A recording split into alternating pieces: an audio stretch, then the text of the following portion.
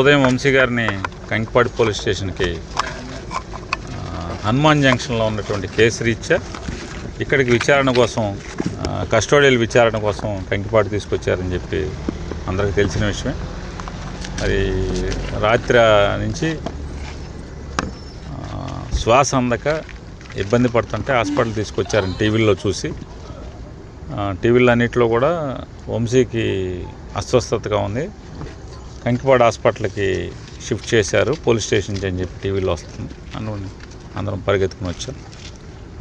డాక్టర్లను అడిగితే వైద్యం చేస్తున్నామండి, ప్రస్తుతానికి ఆక్సిజన్ అవన్నీ ఏర్పాటు చేసాం, కొద్దిగా స్టేబుల్ అవుతుంది, అంటే సీరియస్ అయితే మేమే రిఫర్ చేస్తాం కదండి, లేదు ప్రస్తుతానికి అంటే ఒక వామిటింగ్ కూడా అయింది. అది పోలీస్ స్టేషన్లోనే వామిటింగ్ ఎందుకు అయ్యి ఉంటుంది, వామిటింగ్ ఎందుకు అయింది అంటే రకరకాల కారణం ఇన్వెస్టిగేషన్ చేయకుండా నేను చెప్పలేను కదండి, టెస్టులు చేయాలి, చూస్తున్నామని.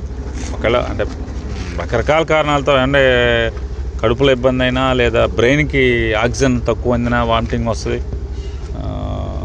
లంగ్స్లో కంజెషన్ ఉన్నా వస్తుంది, రకరకాల కారణాలు ఉంటాయి. ఏదన్నా నేను పొద్దున్న కల్లా ఇన్వెస్టిగేషన్ చేసి కానీ చెప్పలేము కారణం ఏంటనేది.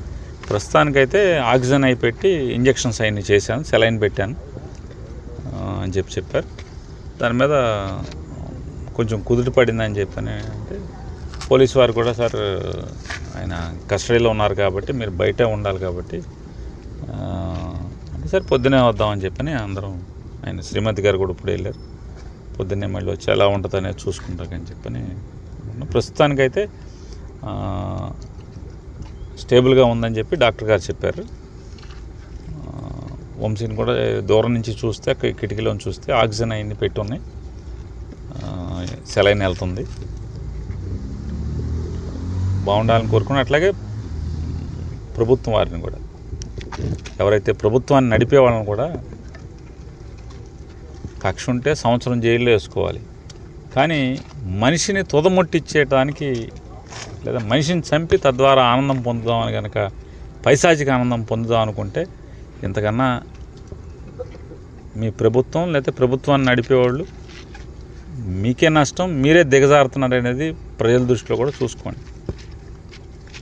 అంటే కేసు మీద కేసు, కేసు మీద కేసు, కేసు మీద కేసు, తప్పుడు కేసులు కొత్తగా తయారు చేసి, మామూలు ఇంట్లో గబాలను అనుకోకుండా చుట్టాలు వస్తే అప్పుడప్పుడు అన్నీ తెచ్చి ఉప్మా వండినట్టుగా తప్పుడు కేసులు, మనం ఉప్మా వండినంత సులువుగా తప్పుడు కేసులు ఎఫ్ఐఆర్లు సృష్టించి కేసుల మీద కేసులు పెడుతున్నారు. కానీ ఆరోగ్యం బాగోనప్పుడు ఏ హాస్పిటల్కి వెళ్తే హాస్పిటల్లో బాగోపోయినా కూడా బాగుందని రాయించటం, ఇట్లా కస్టోడియల్ విచారణ అని పేరుతో ఈ రకంగా ఇట్లా చేయటం ఏముంది. కస్టోడియల్ విచారణ 2000 తెలుగుదేశం ప్రభుత్వంలో తప్పు చేశాడంట, అప్పుడేమో సమ్మగా ఉంది చంద్రబాబు నాయుడికి, లోకేష్కి, ఇప్పుడేమో దాని మీద పగలు తీసేయాలన్నారు. ఏది పాత చంద్రబాబు నాయుడు ప్రభుత్వంలో తప్పులు చేశాడంట, ఇప్పుడు పగలు తీస్తారంట, అప్పుడేమో సమ్మగా ఉంది మా ఆళేపు ఉంటే. ఇట్లాంటివన్నీ తప్పుడు కేసులతో విచారణ చేసి